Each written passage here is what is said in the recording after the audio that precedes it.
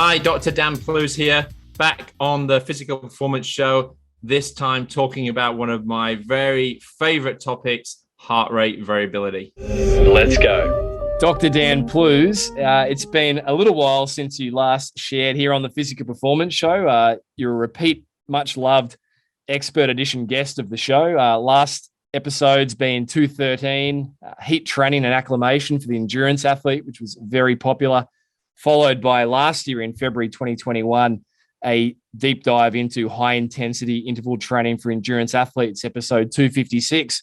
Welcome back this time for a deep dive on all things heart rate variability. Yeah, thanks for having me back, Brad. I've even got my physical performance shirt on today for you, just to show you how much of a return guest I really am. Committed to the cause, Dan. But we appreciate your expertise and generous sharings over the years. In fact, I was sitting in a sauna at an altitude camp here in Australia just last week, and I was drawing on some of the learnings that you shared back on episode 213. So nice. You're double dipping, altitude and heat at the same time. Yeah. Wow. Yeah, well, that's an interesting one, hey?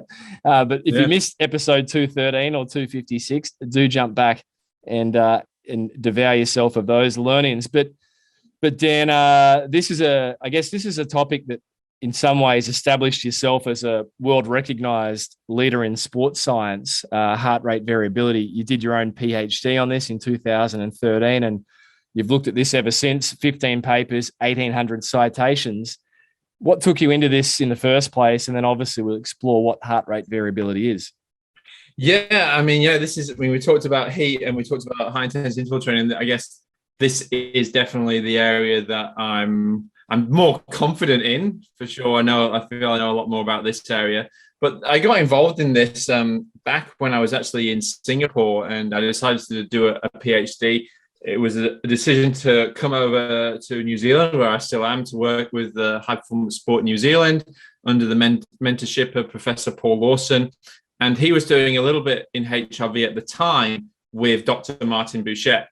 Martin Bouchette was doing a lot in HRV. Those two were collaborating, and there's this idea of, there's a lot of questions around HRV. And there was a paper that was just published by Kivanimi, who looked at one of the first papers that did heart rate variability guided training, which was using heart rate variability to decide what training you would do on that day, if it was high intensity training or low intensity training. And it was very interesting, and the results were quite positive. And that's kind of what got me into this area. So it was like, come over to New Zealand. Let's formulate a good hypothesis or a good thesis around answering this question of how we can actually really use HRV in a practical manner with some of the coaches and the athletes at High Performance Sport New Zealand, in some of the Olympic athletes there. And when you say, Dan, it was interesting, probably fairly self-evident for a very astute endurance athlete like yourself. But then you say results were positive. What do you mean by that? They were impressive? So in this first paper there's one of these early papers in this HRV guided training.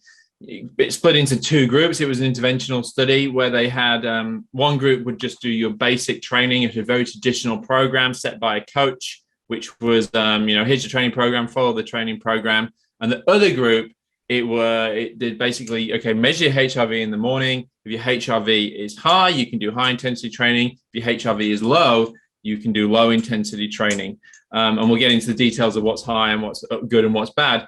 But long story short, the group that did high variability guided training had bigger improvements in the VO2 max, bigger improvements in fitness, and they did less training. So, and now a number of studies have actually shown this. It's been repeated a lot of times. There's been a meta-analysis done in HRV guided training as well, which is kind of the gold standard of the scientific vigor, if you like.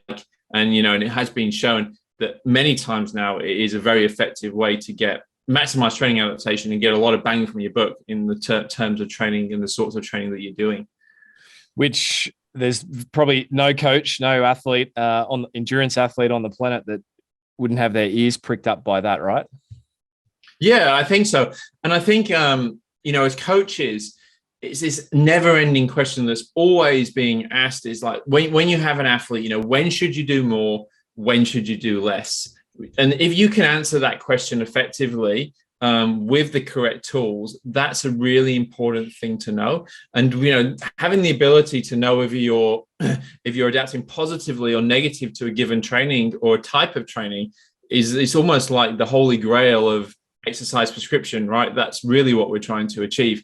And I'm not saying that HRV is the holy grail. I don't think it is at all, but I think it's one tool in your toolbox that you can use to go towards answering those questions. And, you know, that's what we've always sought after with any monitoring, whether it's subjective tools or whatever it might be. They're all aimed around this kind of aim to try and know when you should do more, when you should do less.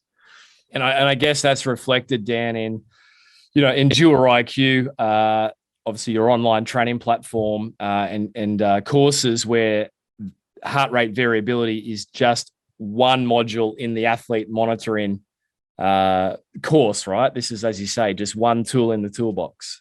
Exactly. So, I mean, within that course, I mean, athlete monitoring, we have, it's very large. We have like a module that's specifically designed for swimming, because we talk about, you know, tempo trainers, critical swim speed, ways to monitor swimming, accelerometry, cycling, you know, cycling with power, differences with using power and heart rate, running with power, HRV, blood markers, just basic heart rate markers, submax heart rate recovery, resting heart rate. There's 10 modules in that course all up, and HRV actually takes up 2 modules of that course, because I feel it's quite a large area, and there's a lot of the background in the physiology needs to be understood, and there's also a lot of ways to measure it, as we'll get into. So, but yeah, it's just one area that you can use to inform your decisions. And I always think that with any type of monitoring, and I always said this to many of the coaches who I worked with when I was at High Performance Sport New Zealand, working with, you know, rowing coaches, kayak coaches. It's like, you know, monitoring isn't there to make decisions for you. It's to help inform the certainty of decisions that you're already making. You know, it's to help coaches have better certainty over their own decisions, because 9 times out of 10, they might be, you know, this athlete, should I give them more load? Do they need a rest? And you can help inform those decisions with some good data, but you don't necessarily make those decisions for them. And I think that's an important segregation. Yeah, wow, that's powerful. Monitoring informs the decisions, but doesn't make the decisions. It can hopefully increase the certainty of the decisions. And something I've often thought of over the years is he or she that has the most information tends to make the best quality decisions, right, in anything. Yeah, exactly. So I guess this is where heart rate variability is one of those tools that needs to be understood. Dan, let's start with the basics. And there's some great listener questions that obviously will throw your way at the back end of this. But what is heart rate variability? I'm sure most endurance athletes and people in the field have heard of it. Some will engage with it, many won't. What is it? Yeah, so the reason we're interested in heart rate variability is because it's linked to your autonomic nervous system. So the autonomic nervous system is made up into 2 branches that many people may be familiar with. So on one side, we've got the parasympathetic branch, which is also more regarded as your rest and digest. So things like, you know, it's all to do with relaxation and things like this. But on the other side, which is the sympathetic activation, or the sympathetic side of the central nervous system, it's more the fight or flight, which is more of a stress response. And that's why it's really important and quite critical for us to understand in terms of exercise, is that when we're exercising, we're obviously highly stressed. We have more sympathetic dominance. And then when we're resting and we're kind of recovering, we get into more of a parasympathetic state.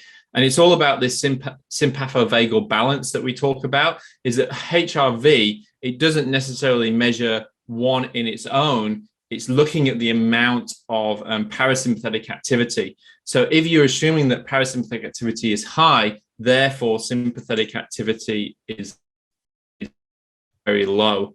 The autonomic nervous system is something that we're not in control of, right? And that's why it's totally self-regulated. So things like when you walk into a room, your pupils dilate, that's all the autonomic nervous system. But we actually have no self-control over it. It happens all all automatically. So if you get a fright, you can feel your kind of heart rate increase. That's the sympathetic nervous system taking over. But getting into the HRV, what we know is that when you're under times of stress, you have lower variation in the gaps between your heartbeats, and when you're in periods of like rest and digest and you're more relaxed, you have more variation in your gaps between the heartbeats. So if you imagine, we sit here now, our heart rate 60, it doesn't necessarily mean that the gap between each beat is 1 second. In fact, that gap is varying all the time, and the more that varies, the more it's linked to parasympathetic activity. But when you exercise, it becomes very, very regular, very low variability between beats. Therefore, it's linked to more of that sympathetic activity. So we've got the autonomic nervous system, which, as you say, we're not in control of, hence the term autonomic. And I guess the heart rate variability, Dan, is an indirect measure of that, a surrogate of what's going on there to the best ability we can see. Is that fair? Yeah, it's very fair. That's exactly what it's doing. Yeah, it's a surrogate marker of what's happening with your autonomic nervous system in terms of the parasympathetic and sympathetic dominance, really. Yeah, which obviously gives us an insight into how someone's adapting to training, to the stress of training. Hence, its importance for optimizing performance, and as we'll talk about a bit later, health as well. Dan, so we've established what it is. Can you give an example of how? I mean, this is a big topic, obviously, but that's why you're on the show again. How it's measured, and then what some of the outputs can actually look like in terms of data and numbers, like to put people in the driver's seat. Yeah, perspective. I mean, yeah, this is a massive topic. I remember when I first started doing my PhD, getting into the whole area of HRV is quite overwhelming because there's so many different indices and ways to measure your HRV. So there's three distinct areas when it comes to measuring HRV. There's time domain analysis, which is basically it's looking at the gap between heartbeats and then really a standard deviation of that. So really the variation, very simply put, that's what it is. And there's one index in the time domain analysis called RMSSD, which stands for the root mean squared of the standard deviations of all R2R intervals, which is why we nicely abbreviated to RMSSD. And that's probably the measure, well, it is the measure that most apps that you see out there at the moment use to measure your HRV.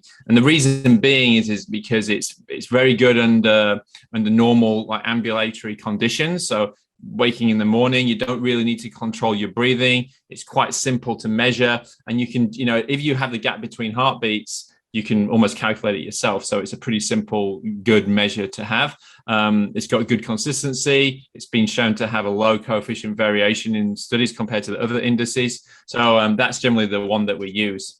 But the other two domains are the frequency domain analysis, and that's more looks at high frequency and low frequency of change. So if you imagine that something is changing very frequently, it has, if something's changing very frequently, it has obviously high frequency of change, and that's high variability linked to parasympathetic activity, whereas the low frequency of change is thought to be linked to more of the sympathetic side. But the high frequency units are actually a very good unit to use, but they're more influenced by breathing. So you really have to control your breathing due to something called this respiratory sinus arrhythmia.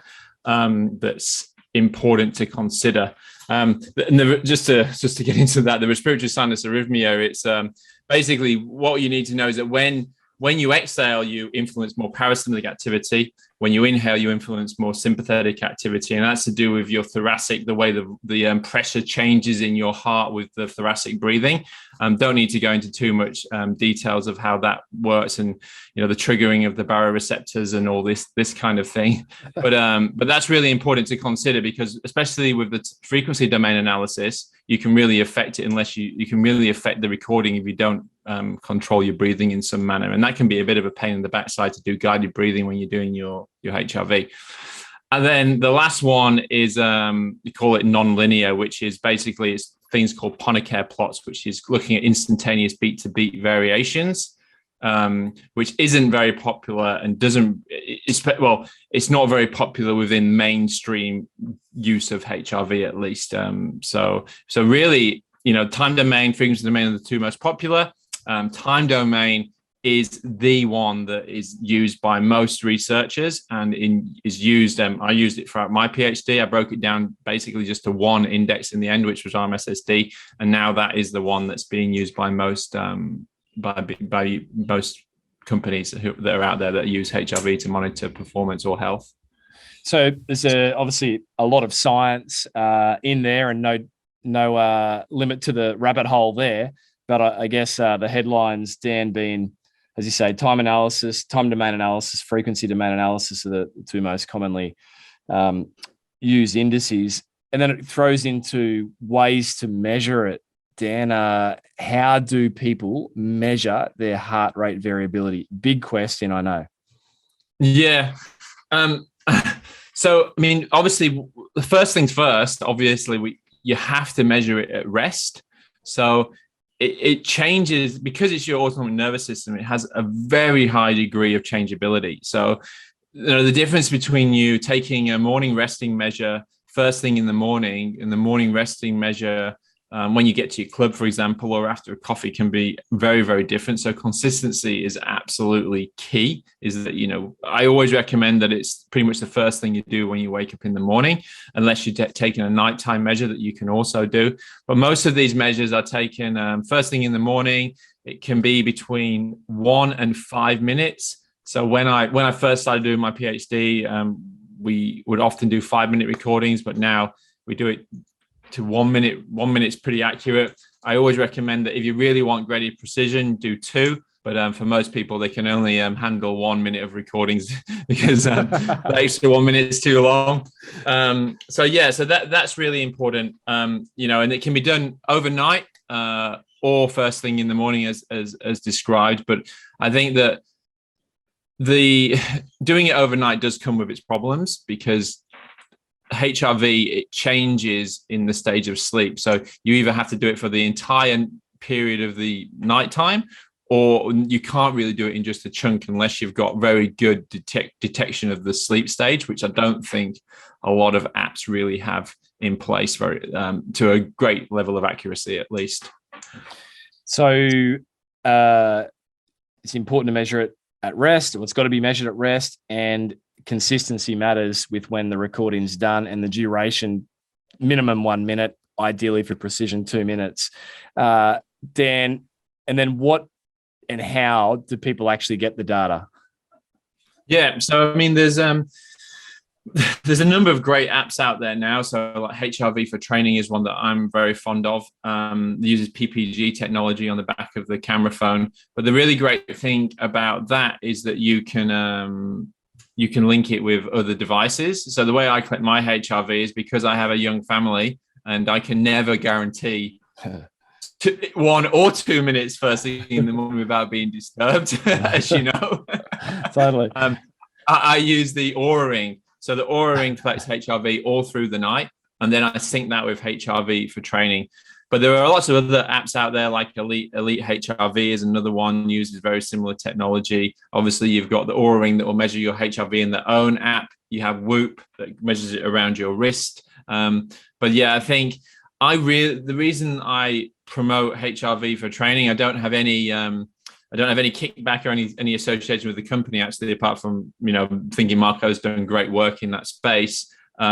Is that you can sync it with as a coaching app, and the coaching app is very similar to the findings of my PhD, and you can track it over a long period of time. And I find this really, really useful. And as you would have seen in the course, Brad, when you looked at some of those charts that I showed examples of, that was actually using the HRV coaching software.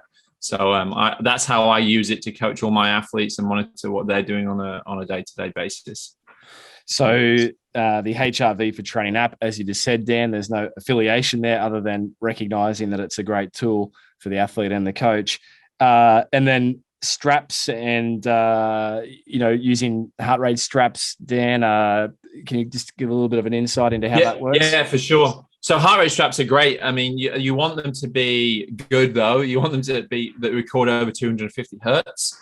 And generally for that, the Polar H10 is, I think, is the best kind of the gold standard of HRV measurements. I'm not sure. I mean, I don't have off the top of my head what the other variations are on some of those other straps out there, but I know that, for example, when I was testing some things using HRV to detect thresholds in something called the DFA Alpha 1, which is a method where you can look at how HRV changes over the course of exercise to measure your first ventilatory threshold. I used it first with some other heart rate monitors, and I just got so much noisy data. But then I bought the Polar H10, and the data was a lot better. And I used the Polar all the way through my PhD. This was before PPG technology was available. And we published a paper in the International Journal of Sports Physiology and Performance where we validated the Polar heart rate monitor PPG HRV for training against ECG. And ECG is the gold standard of HRV analysis. And it was very, very accurate, like 0.99. In the R value for the correlation. So they're all very good.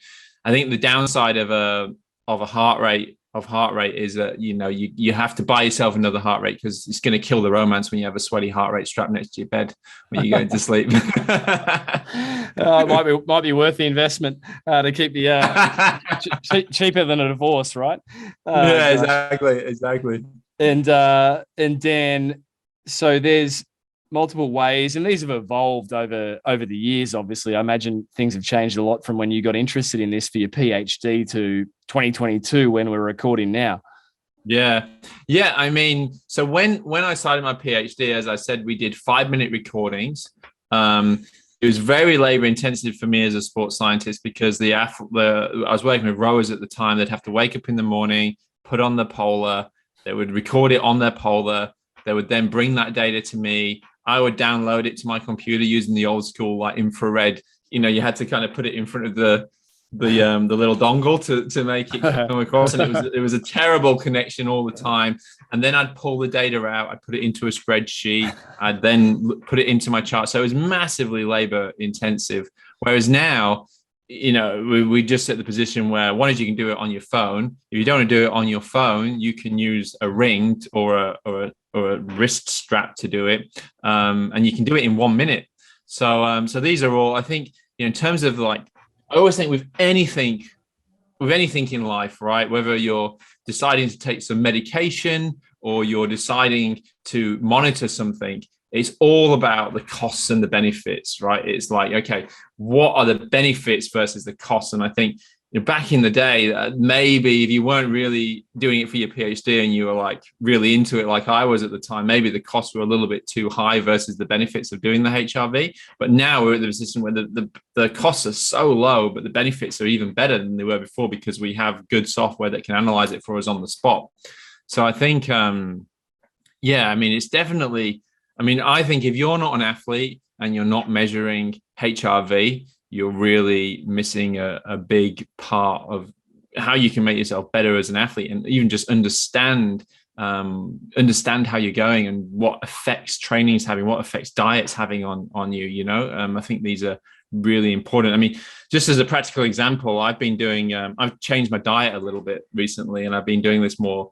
So I've always been kind of a low carb diet. I've changed to more of an animal-based diet where I've increased my organ meat. I've eaten a bit more fruit, but I've cut out basically plants and vegetables, roots and seeds. And if I wasn't recording my HRV, I'd have no idea how this is affecting me. But as a result, my HRV, lo and behold, has just increased massively and stayed high. And this is just so informative as a person, because I can be sure now that this is having a positive effect on my overall well-being. And I think that's where, you can't manage what you don't measure, right? How do you know if your training is being effective if you don't measure these simple things? You can't manage what you can't measure. Yeah, exactly. I think Lord Calvin said that was one of his quotes. And now the Plews too. You can't manage it. You can't. I'm not sure it's going to make Wikipedia. What you can't measure. Absolutely brilliant. Obviously, it's goes without saying, but needs to be said, right? Because it's easy to fly blind. And yet the hours that endurance athletes, whether recreationally competitive or at the elite level, invest into their performance and sport are extraordinary. So why not optimize those hours and make wise decisions, which I guess leads us into heart rate variability guided training. Can you give some examples or just practical tips on how long do people need to, say they're starting off the back of this episode, they go and get themselves set up to get this data. What do they do from there? They need to get a 7-day average and a longer average over time. And then when do you start to actually use the data to inform? Yeah, I mean, it gets pretty complex, but fortunately, the coaching app like HRV for training, it'll do it all for you. But in a nutshell, what has to happen is what's really important is that HRV is very, very individual. So if we take our HRV, Brad, that we could get very, very different values. So it's not a case of saying, 10 is good, 5 is bad. 10 for me might be good, but it actually might be bad for you because it's not within your normal realms of your averages and your baseline numbers. So what you have to do first is you have to get at least 2 weeks of baseline data. And then basically establish upper and lower thresholds of that. So say you've got 2 to 4 weeks of baseline data, and you want that data to be at a period of time where you're not really pushing the envelope in terms of training, but you're still keeping fit, you're still keeping healthy, so it's kind of a normal baseline. And then what you do is, and this is what HRV for training coaching app does, is it establishes what we call the smallest worthwhile change. So that's a barrier, an upper threshold and a lower threshold. So if you imagine that then you've got your HRV rolling along, we usually use a 7-day rolling average to see how that's rolling along throughout a training block. But then above that rolling average, you'll have one line that's your upper value of your smallest worthwhile change. And then below that, you'll have a lower value of your smallest worthwhile change. And then you can see, okay, if you're doing a decent training block and things are going well, you can expect to see that HRV gradually trend up and perhaps even go above the smallest worthwhile change. Whereas if things are going bad, HRV rolling average over time will come down. You're doing too much intensity perhaps, and that can be a sign that you might need to rest. You might need to look at your sleep, your nutrition, adjust your training intensity distribution. That I see a lot. People can get that wrong, and that's how you run it. I mean, it's very complicated to actually establish those thresholds. You have to use 0.5 of the coefficient variation for those 4 weeks, which is probably too complicated for most people, but you don't have to do it because you can just download, an app and it'll do it for you. Like HRV for Training Coach app will actually do that for you. So people don't have to think this sounds way too much like hard work. It really isn't. Yeah. So possibly the hard work's just getting set up and started, overcoming that inertia.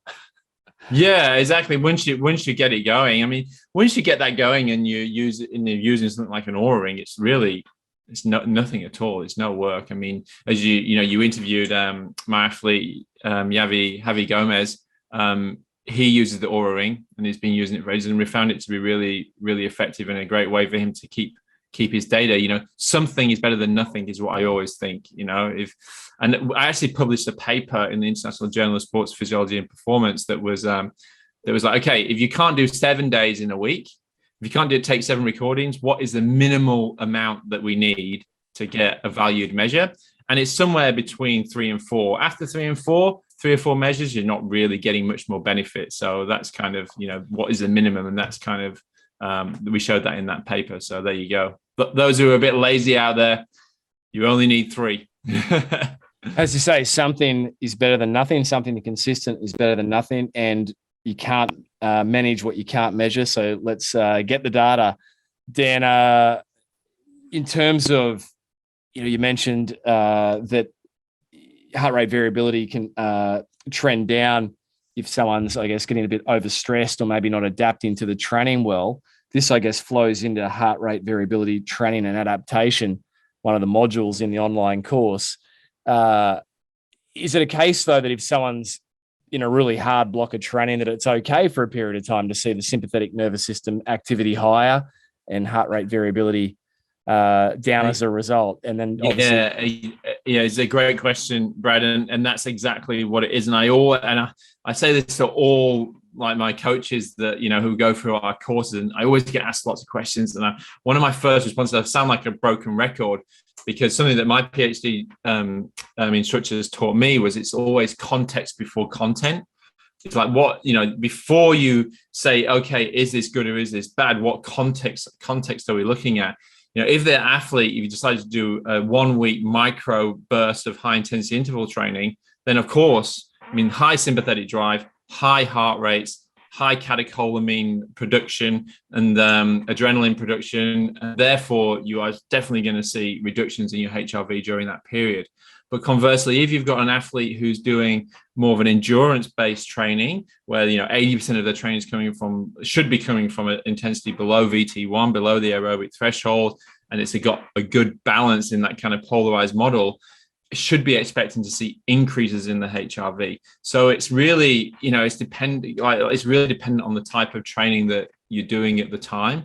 And even during a taper, we also generally see HRV coming down because training volume comes down, reductions in blood plasma volume as a result, and reductions in blood plasma volume are also linked to changes in reductions in HRV as well, because of the bioreceptors and the feedback that's going on there. So these are all things that need to be considered within when making these decisions. And in the course, we've got this nice. Don't you remember? There's a nice little flow chart that says, okay, RMSSD going down. What phase of training are you in? And then kind of considering all the points to when you decide whether it's good or bad or not.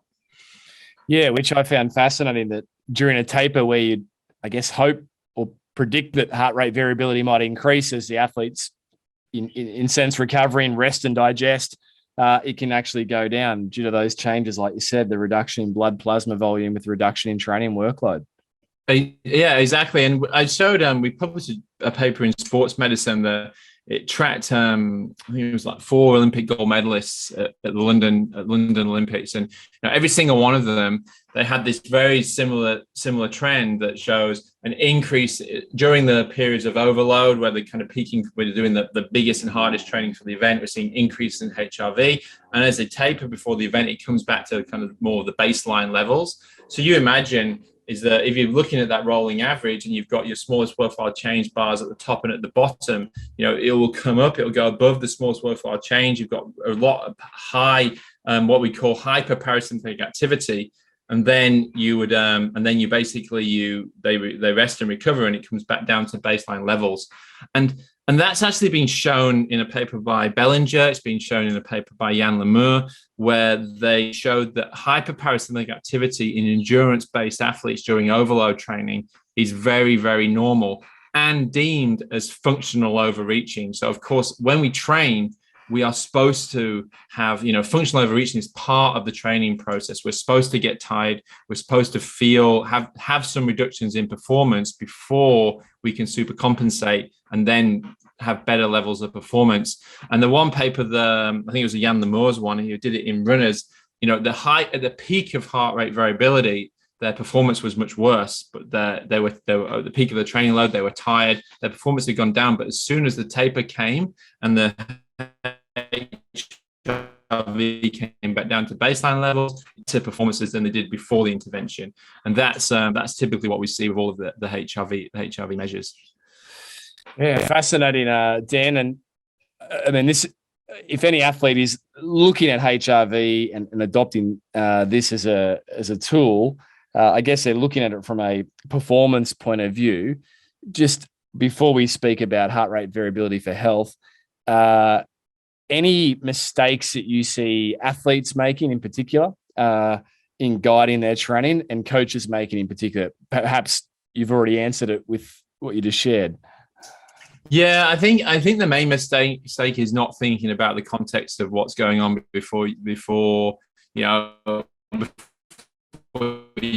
take the content on. Maybe you can't just high is good and low is bad. That is just not the way it is. It's and also I think always consider more than training, because I work with the women's kayak team, the Olympic team, and many times training is going absolutely fine, but we see changes in HRV because of moving house, they've got a new dog, anything like this. So you also have to consider the whole more holistic approach to the athlete as well when you're looking at changes at the same time. So firstly, consider the context of the training, but also consider the context of the athlete as a whole. I think is really important when you're looking at these changes. And if you don't consider that, you can make a pretty big mistake.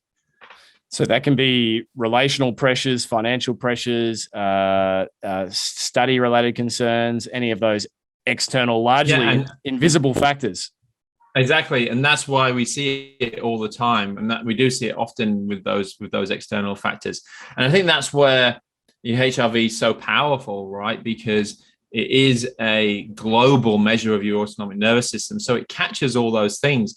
And when those things aren't in place, it has been shown, I think there was a paper that was written by Keeley who looked at like periodization and the dogma around it. But, his point is that we adapt very differently to when we are of a more positive mindset and we are less stressed, right? And that's kind of the whole concept behind that is why HRV guided training likely works is because we're more malleable to adaptation when we're less stressed and we're ready to absorb that load. And I think that really, really shows.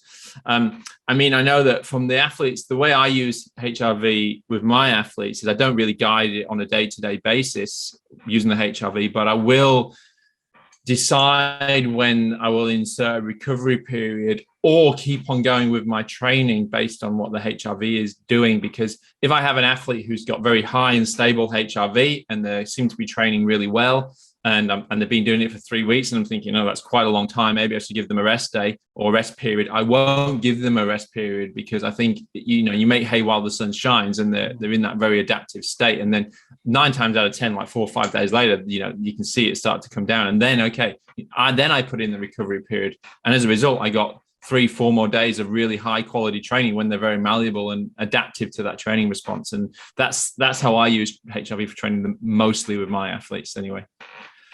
A great practical example of applying the data as opposed to the belief that, they've been in a work block for 3 weeks. We better give them a classical 1 week deload week. Exactly. I mean, in one of my courses, LDT 102, we have, I talk about periodization, and I really think it's there's no real science behind training periodization, and I think we're so far past now that idea of mesocycles, and we do 3 weeks on, 1 week off. Why are we doing this? Why? Because we've been told that's how we should do it. But I mean, you're not telling me that everybody needs 3 weeks on, 1 week off, or 2 weeks on, 1 week off. Everyone's different. Some people just need 3 days off, or they can cope with 4 weeks. And I think that's where you can really individualize the response and the way that you periodize your training or structure your training, as I like to say, using actually data rather than just taking a wild guess and just saying, this is what the textbooks say, so we should just do this, and I think we're so far beyond that now. That's a really good little insight to using HRV. That's powerful. You can't manage what you can't measure. The Plews, Dan, heart rate variability for health. Before we throw to some listener questions, what can you share around the benefits of heart rate variability for health? Obviously, we've just touched on performance and pursuing optimal adaptations to training, but heart rate variability for health. Yeah, I mean, so one of the things about HRV is that it was actually originally known and used in hospitals as a really good marker of overall health. Because it's found that people who had generally lower levels of HRV, underlying higher levels of sympathetic activity, which is probably linked to underlying inflammation, I would imagine. Well, we're pretty certain of that. Generally had all-cause mortality, greater risk of cardiovascular disease. So it has been shown that people who are generally healthier, they have higher levels of HRV.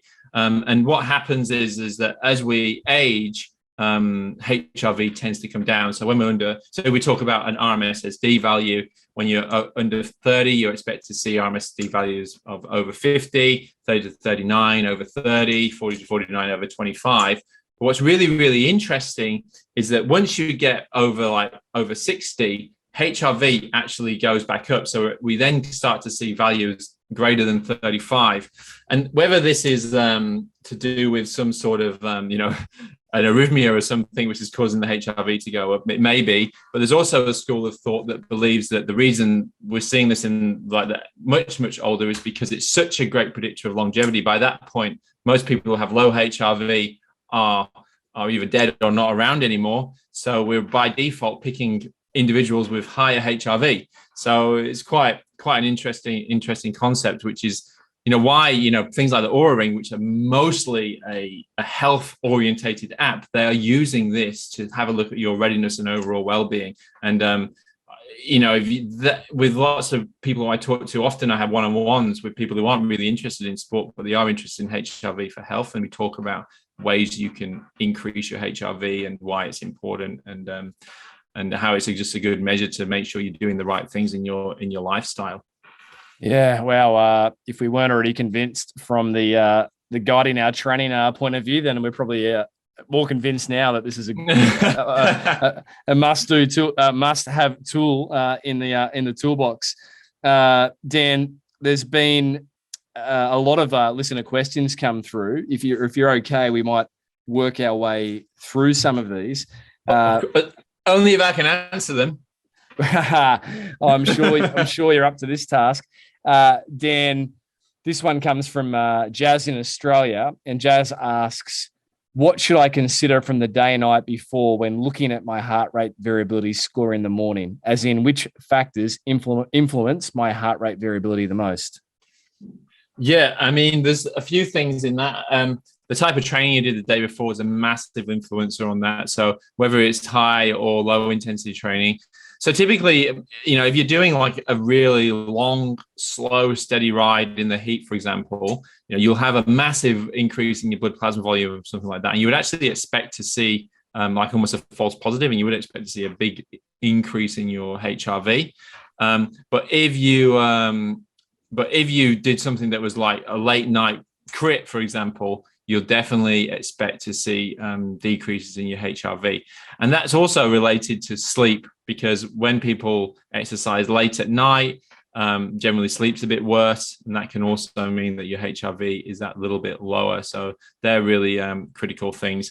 Another thing that many people don't consider is timing of your last meal. That can affect morning resting, the HRV the next day. If you eat too late, generally you have a lower resting heart rate later in the night, and as a result, HRV the next morning is generally not as high as well. So timing of the last meal is kind of important. Trying not to eat 2 to 3 hours before you go to bed is always a good little pointer and something that you can try and achieve. Geez, that's fascinating. So the morning heart rate variability measure can be affected by the training that's done the day before. You gave a great example. Long, slow ride in the heat will increase blood plasma volume, which will increase heart rate variability, but in a false positive sense, because it's not necessarily a true indicator. And then the timing of the last meal. If you eat too late, close to going to bed, your heart rate variability may be down in the morning. And alcohol as well.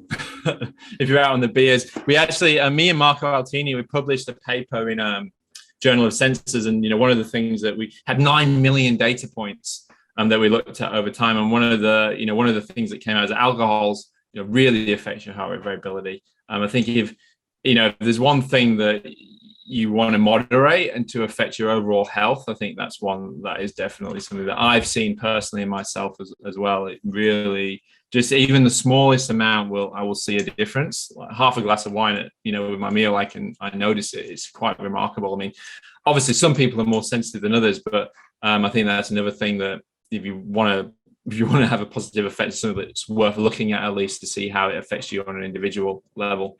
Well, that's a great insight as well. So the influence of alcohol. Dan, Jazz also asks, what action should I take to increase my heart rate variability? Now, obviously, this is a big question, but any tips there? Yeah, I mean, the real way to increase your HRV is that's training, right? Training is the thing that increases your HRV the most, but it's low intensity training that seems to do it more. So specifically below the aerobic threshold. And the reason being is because it's very good at removal of blood glucose, for one. And blood glucose is blood glucose and HRV are linked. So like type 2 diabetics, people who have high levels of resting blood glucose or fasted blood glucose generally have lower HRV because of the whole cascade of glucose, of the inflammatory response and HRV, which is also, it's a whole another topic and a very interesting thing in itself. But that's one thing that you need to consider, is that the low intensity training does that. But what's really important about low intensity is that up until your VT1, heart rate increases by a withdrawal in parasympathetic activity. So if you imagine, therefore, you're getting zero sympathetic activation. Once you pass your aerobic threshold, heart rate increases by sympathetic activation, and that's when you have the injection, an appearance of a lot of catecholamines, and those catecholamines are the things that take time to remove from the system, from the endocrine system, and therefore they can be longer lasting and affect your HRV the next day. But if it's low intensity, you don't get that sympathetic output, so you're more likely to have an increase in HRV the next day, which is why balance is so important with your training. So low intensity on one day to balance and build your HRV before the next day where you're driving it down with the low intensity. Gosh, that's incredible. And I guess it's a great signpost for intensity distribution, control, and awareness in an athlete's training program, that up to that anaerobic threshold, in simple terms, the heart rate increases by a withdrawal of the parasympathetic to the aerobic, the aerobic threshold. Sorry, the VT1, the aerobic threshold. VT1, yeah, exactly, yeah, VT1, yeah.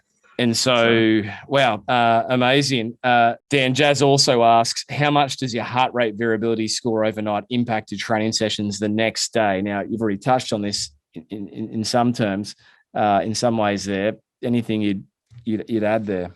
Yeah, it's a difficult question to answer that, and because I don't think there's a lot of evidence to suggest that that acute score on a given day is going to really affect the way you train on that day. It has to be very low, and it has to be like, you have to see significant changes. And generally, if you're seeing with that, you would also see a big change in your resting heart rate as well. So that's a really good indicator. If you're seeing both a big significant change in your resting heart rate and an increase in a decrease in your HRV, then you'll definitely be seeing some changes. You're probably getting sick or something like that. But I've just worked with so many athletes, and when I first started doing my PhD, I would see really low values, and they would perform like perfectly and really well on that day. So that's why I'm much more of a fan of using rolling averages and looking at trends over time to guide training, rather than say, okay, on this day, because it's this low, you should change your training. I think it has to be very, very low, and resting heart rate always also has to be high to see, to really change your training, either low intensity or no training at all.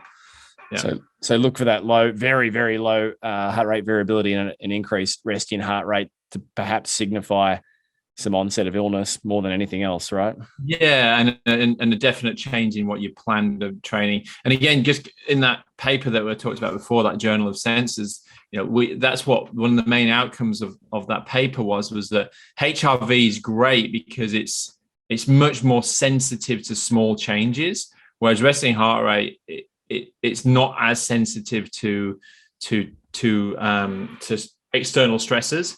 But when you do see a change in your resting heart rate, then at that point there, it's like, okay, now something's not quite right. If your resting heart rate is normally like, in the 40s, and what you wake up and it's like 48, 49, then it's like, whoa, something's not right here. I think that's why the two in combination can be really, really beneficial. Powerful. Thank you, Dan. Dan, two final questions here from some of the listener questions that flowed through. Jace asked / commented, I've got the app, but to be honest, I keep forgetting to take the reading first thing. Dan has spoken of the Oura Ring. They are expensive, $299. So are they worth it? Additionally, they also have other metrics. Does Dan feel they are valid, or is that one a tricky pony? And obviously, in some ways, you've answered that already, but anything you'd add? Yeah, I mean, I think, in the course we talk about Oura Ring, and, the studies have been showed it's valid. And I like the fact that they take HRV all the way through the night to get that kind of long-term measure. And I mean, I love mine. I have no affiliation with Oura at all. So I don't get any kickback or anything from them. But yeah, I think it's well worth it.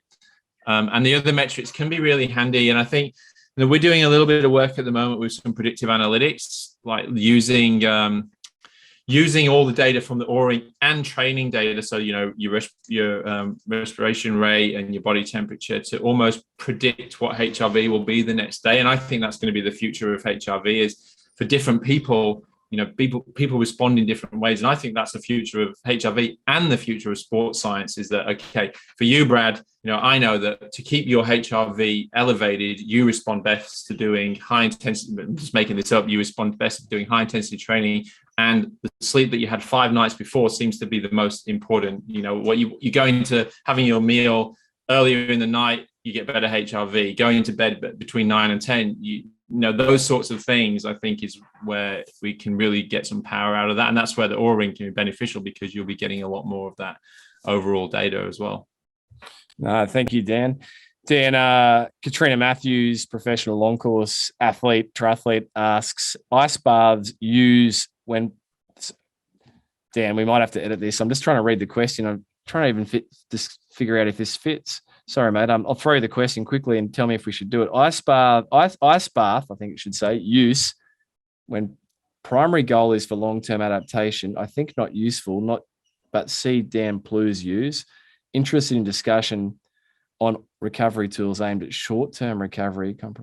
I think it's not really specific to heart rate variability. So maybe I'll tag you in on that one and you can just give a bit of a text reply. What do you reckon? It's a bit... Yeah, I mean, I can answer it. But it's not really HRV specific. I might tag the Plews in on Instagram to Kat's question, and you guys can pick it up from there. Yeah. Right. Yeah, she's just been training with Chelsea actually in Lanzarote. All right. They're both on the BMC team. Yeah. Well, that's the athlete that had the bone stress injury, wasn't it? Your Chelsea. Yeah, she did. Yeah. All right, mate. She's flying now, though. Oh, good, mate. Awesome. Yeah. All right, mate. Well, we'll pick it up with top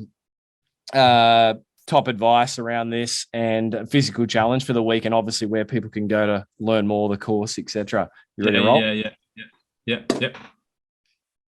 Dan, it's a big topic and one that I know you could speak for hours on, given your pedigree in this area. But as we always do, as a custom on the Physical Performance Show, if you had to boil everything you've learnt to date and continue to learn on this topic of heart rate variability into one single piece of advice, what would Dr. Dan Plews' single piece of advice be? It would be to just find a measure that you can have consistency over. Find a device that you like and you have consistency over, and just start measuring it. And you never know where it might take you. You just get involved. As we said before, you can't manage what you don't measure. So start measuring, and I think you'll definitely get some insights from it. Yeah, powerful. So just get started, Dan. As you've done on your 2 prior expert edition episodes, the physical challenge for the week. What is Dr. Dan Plews' physical challenge going to be to listeners for the week? You've caught me. I usually have one of these off the top of my head, and I totally forgot about it this time. Well, and now I can't think of one. I can recall one of your prior 2 there. It was to get off the phone for, I think it was 3 days. And the other one was 8 by 4 minutes. My favorite, the step toe towel intervals. So why not this time? Just measure your HRV consistently for a week. All right, measure HRV consistently for 1 week, and obviously that requires someone that's not engaged with it to get started. Exactly. Yeah. Just and see if it interests you. I think you can start there and see if it's something that you find or benefit, I guess. Yeah, powerful. Dan, we've touched on it at the top of this recording, but Endure IQ's online courses, they are outstanding resources for the person in the field that wants to dive deeper. I've been filling out my workbook for the heart rate variability 2 modules, but where can people go to look at the courses available? You continue to add courses since we last recorded. I think there's been further additions. Where's everything up to with Endure IQ? Yeah, so now we've got 4 big courses. We got one on low carb nutrition. We got one on just training philosophies, training fundamentals. We got one training in the heat adaptation, and the latest one's athlete monitoring. And out of that athlete monitoring, we pulled out the HRV to have its own standalone course because I think it's a topic that most people are very interested in. And yeah, if you want to check that out, we'll give a special link to which will be www.endureiq. I think it'll be I'll give you the exact. So we just cut that out. Sorry. Yeah. What we'll do, Dan, is if you give me a link, a URL, I can, if you just sort of jump over to the link that Brad mentioned, and I'll mention it at the top of the show and also again at the end. Yeah. Okay. Should we do that again then? Yep. So if you jump over to the link that Brad mentioned at the start and the end of the show, you can find it there and have access to some additional courses as well with that. And Dan, your own racing, and thank you for that, Dan. And honestly, listeners, if you are interested in learning more, invest in these courses. They are absolutely excellent resources. Dan, your own racing, obviously COVID's knocked around New Zealand in a pretty strong fashion, limiting travel for pretty much, I think, everyone, excluding the Olympics. What's on your radar for the season or seasons ahead? Yeah, I don't really have anything massively on the radar. I still have this like burning desire to do one fast Ironman to finish off my career, so to speak. Because I've only ever done New Zealand and Hawaii. They're the only 2 Ironman I've ever done, and they're not fast courses. So I kind of, I want to kind of do that, and then I'll probably hang up the racing shoes for a while. And but yeah, I don't know where that would be. Maybe Florida or something like this. But I still have that burning desire. So watch this space. Maybe the end of 2022 if things we're able to travel and get around and out and about, I guess. Hey, watch this space. And we recently featured Javier Gomez as a featured performer who indicated that he had you on his Ironman debut in Hawaii in 2018 by 13 minutes, but you ran a quicker run split than him. So I guess now Javier is one of your coached athletes. Your goal should be to close that gap too, right, Dan?